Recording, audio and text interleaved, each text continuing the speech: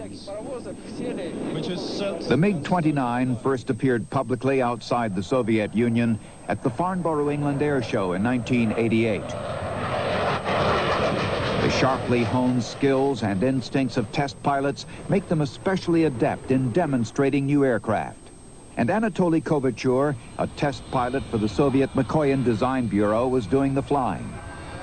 His remarkable tail slide, demanding for the pilot and engines of a high-performance jet and flown at low altitude, earned him attention and respect.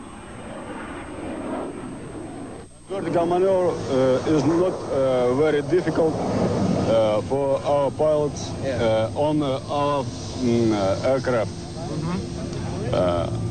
And we hope that all pilots will do that maneuver. At the Paris show a year later, Kovachur flew again.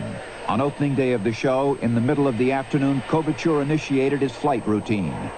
But after a turn out of the square loop in the midst of slow flight at 500 feet, something suddenly and dramatically went wrong with the right engine. It quit cold, as evidenced by the 20-foot lick of flame. What happened next was a classic twin-engine accident sequence. The power from the operating left engine pushed the airplane to the right. At so slow a speed, the pilot could not counteract the turn, and the airplane nosed toward the ground. Had there been more altitude, it would have entered a right-hand spin or spiral.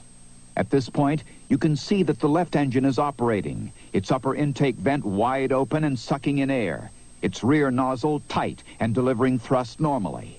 The dead right engine needs no air, its upper vents are closed, and the rear nozzle is splayed open.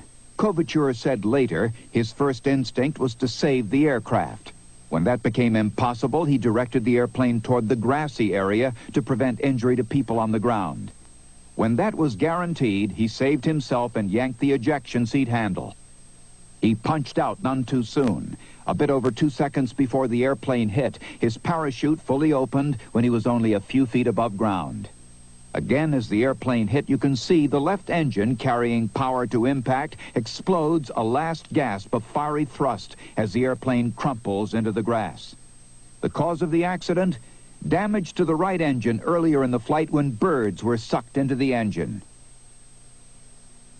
Now at Dayton, the airplane was back in the air, with MiG Chief Test Pilot Valery Minitsky at the controls, and the flying was better than ever. 200 knots as it goes through this maneuver. The power does come back for the Cobra maneuver. There it is, 90 degrees to about 105 degrees. The nose goes